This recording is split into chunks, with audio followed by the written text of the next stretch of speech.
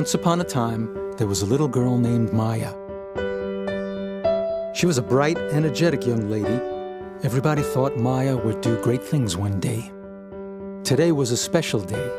It was the first day of school, and Maya was looking forward to all the new things she would learn this year. But this year was not going to be exactly what Maya expected. Something was different this year. Something in school was not quite right. Maya was still learning how to read and write, and even though her homework was full of spelling mistakes, her teacher gave her a gold star.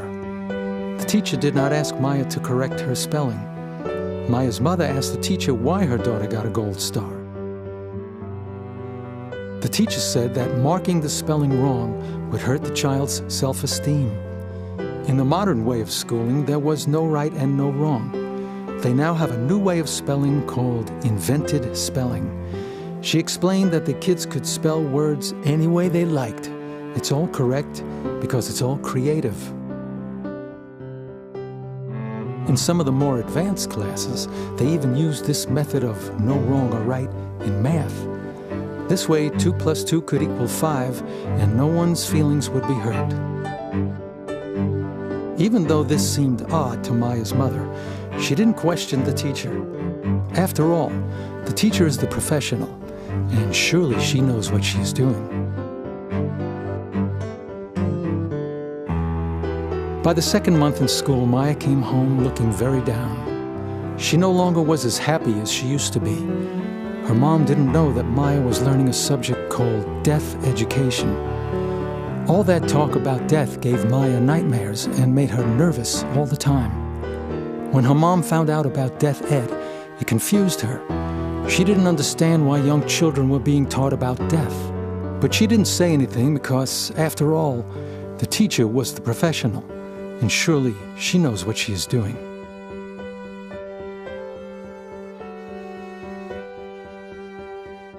On the 6th week of school, Maya's mom found a test in Maya's backpack. The test was marked, "Not to be taken home." Her mom looked over the test and found questions about her personal thoughts. Do you sometimes get nervous talking in front of class? Do you ever get depressed? Do you feel like your parents are abusing you? Upon further research, Maya's mom found out that this was a psychological test given to the students without the parents' consent. The kids were offered pizza or movie tickets if they filled out all the answers. Investigating further, she found out that if the child was evaluated as high risk for depression, she would be sent to the school counselor, who would then tell the parents that the child needed medication. She also found out that most of the kids taking the test had mental problems and that they would all be asked to see the psychologist. Maya's mother was alarmed, but she let Maya see the counselor. She was worried about her little girl and felt she might need help. And after all, the counselor is a professional, and if he says Maya needs medicine, he must know what he's doing.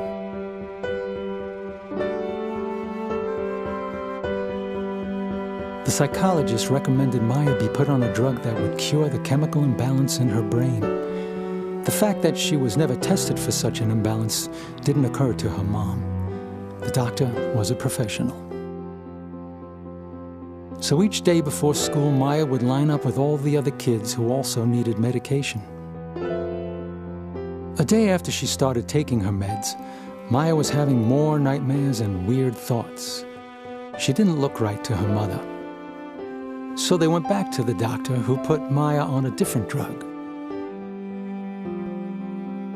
Even though she went along with all this, Maya's mom was confused.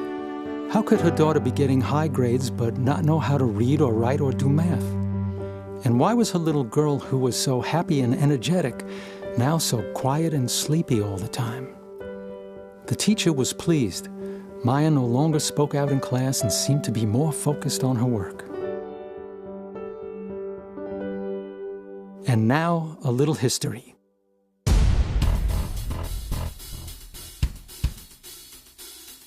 In 1879, Wilhelm Wundt, the father of psychology, decided that man had no soul.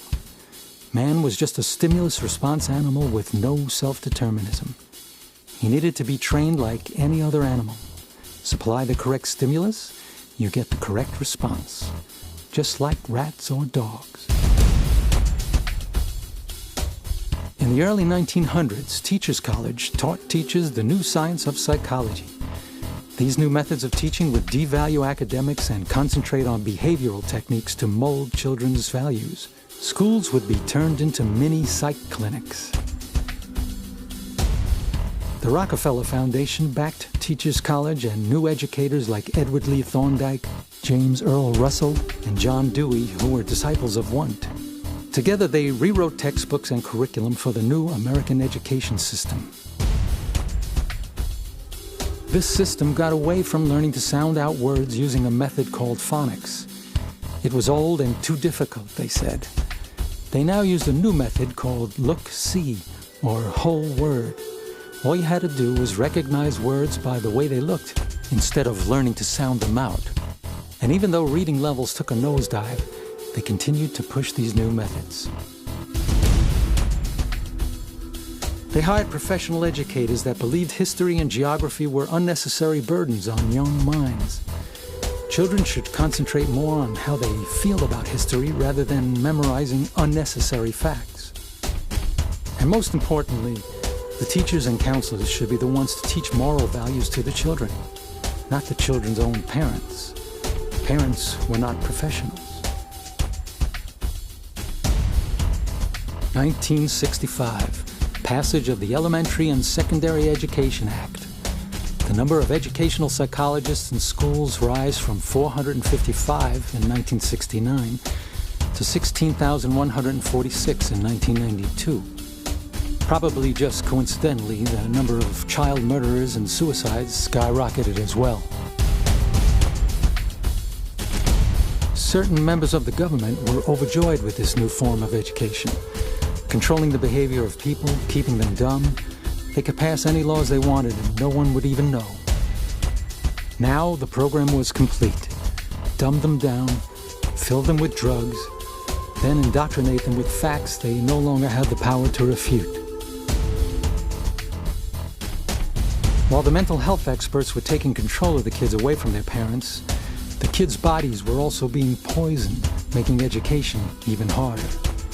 Fluoride, found in drinking water and hundreds of products, is actually a highly toxic industrial waste product.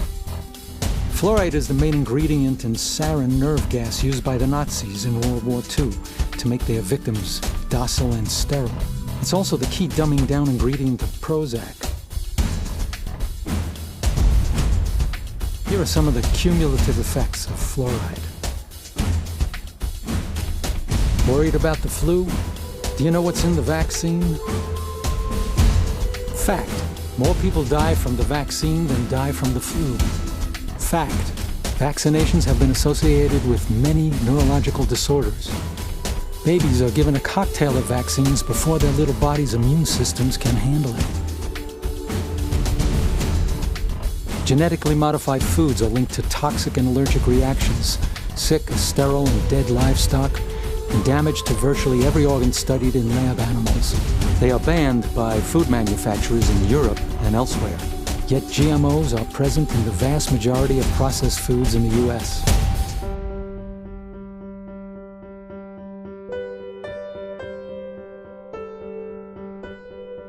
One night after Maya finished her homework, she and her mother were watching the TV together when they saw a news report come on about another mass murder at a high school. The reporter said the boy had stopped taking his meds and that his psychiatrist said that's why he killed all those people. Here's what the reporter didn't say. Side effects of the new mind-altering drugs can cause suicide and violence. All the recent school shooters were treated with these drugs. They were all troubled boys, but none of them were murderers until after they were medicated.